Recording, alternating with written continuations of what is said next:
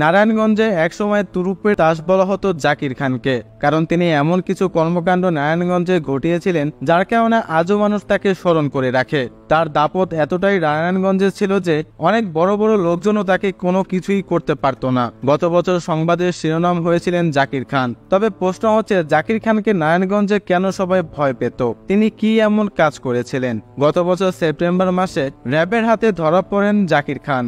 জাকির খান একসময় ছিলেন জেলা ছাত্র দলের সভাপতি। পরবর্তীতে বিএনপির রাজনীতিতে জড়ানোর পরেই ক্রমশ খলনায়কের ভূমিকায় অবতীর্ণ হয়েছিলেন। দীর্ঘ প্রায় 1.5 যুগের কাছাকাছি সময় ধরে তিনি দেশের বাইরে অবস্থান করেছিলেন, বাংলাদেশে ঢুকতে পারেননি। কিন্তু গত বছর তিনি বাংলাদেশে ফিরে আসেন এবং র্যাবের হাতে ধরা পড়েন। রাজনৈতিক অঙ্গনে জাকির খান প্রবেশ করেছিলেন 1989 সালে। 1991 সালে যখন বিএনপি ক্ষমতায় আসে, তখন কামাল উদ্দিন মৃধার নেতৃত্বে 1994 সালে বিএনপি যোগদান দিয়েছিলেন জাকির খান। দেওবাগ এলাকায় তার ক্ষমতা ছিল অত্যাধিক পরিমাণে। পরবর্তীতে সেখানে শীর্ষ সন্ত্রাসী দয়াল মাসুদকে শহরের সোনার বাংলা মার্কেটের পেছনে প্রকাশ্যে করে হত্যা করে দুর্ধর্ষ হিসাবে শহরে পরিচিত হয়ে উঠেছিলেন জাকির খান। পরবর্তীতে 1996 সালে বিএনপি সরকারের শেষের দিকে জাকির খান খাজা সুপার মার্কেটে অনেক ধরনের ঘটনা করেছিলেন এবং সেখানে প্রায় 7 বছরের তার কারাদণ্ড হয়। ঠিক একই বছরে আওয়ামী লীগ সরকার ক্ষমতায় আসার 7 মাসের মাথায় কাশীপুর বাংলাবাজার এলাকায় এক ঠিকাদারের কাছ থেকে চাঁদা দাবির অভিযোগে দায়েরকৃত সেই মামলায় দ্বিতীয় দফায় জাকির খানকে 5 বছরের কারাদণ্ড দেওয়া হয় এবং তিনি জেলে যান। আবার স্বল্প সময়ে সেখান থেকে বের হয়ে 1999 সালে তিনি ছাত্রদলের সভাপতির পদ পেয়ে যান।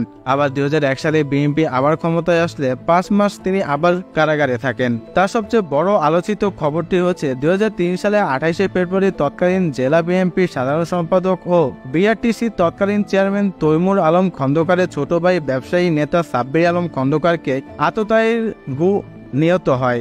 এ ব্যাপারে জাকির খানকে আসামি করে মামলা দায়ের করেছিলেন তৈমুর আলম খন্দকার। এরপরই জাকির খান নারায়ণগঞ্জ ছেড়ে পাড়ি জমান থাইল্যান্ডে। পরে আবার তিনি দেশে গোপনে ফিরে এসেছিলেন, কিন্তু সেই ঘটনায় এখনো মানুষ তাকে স্মরণ করে থাকে।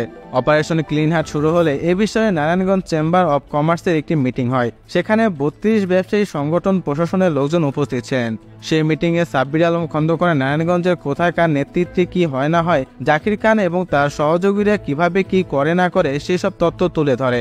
শহরের বিভিন্ন রাস্তা টানানো জাকিরের ব্যানার ছবি অপসারণের দাবি জানান সাব্বির। প্রশাসন এসব সরিয়ে দিতে বাধ্য হয়। তখন থেকে জাকির খান বিভিন্নভাবে তাকে হুমকি দিতে থাকে। সাব্বির ঝুট সমিতির চেয়ারম্যান ছিলেন। যখনই তার কাছে খবর আসতো এভাবে তারা ঝুট নিতে এসেছে, তখন সেটি তাকে মোকাবিলা করতে হতো। এসব কারণে সাব্বিরকে করে তিনি ইন্তেকাল করেন। এবছর সেই মামলার রায় হয়। মূলত এইসব কারণে জাকির খান নারায়ণগঞ্জে অনেক দুর্ধর্ষ হয়ে ওঠেন, যার কারণে তিনি ব্যাপক পরিচিতি লাভ করেছিলেন।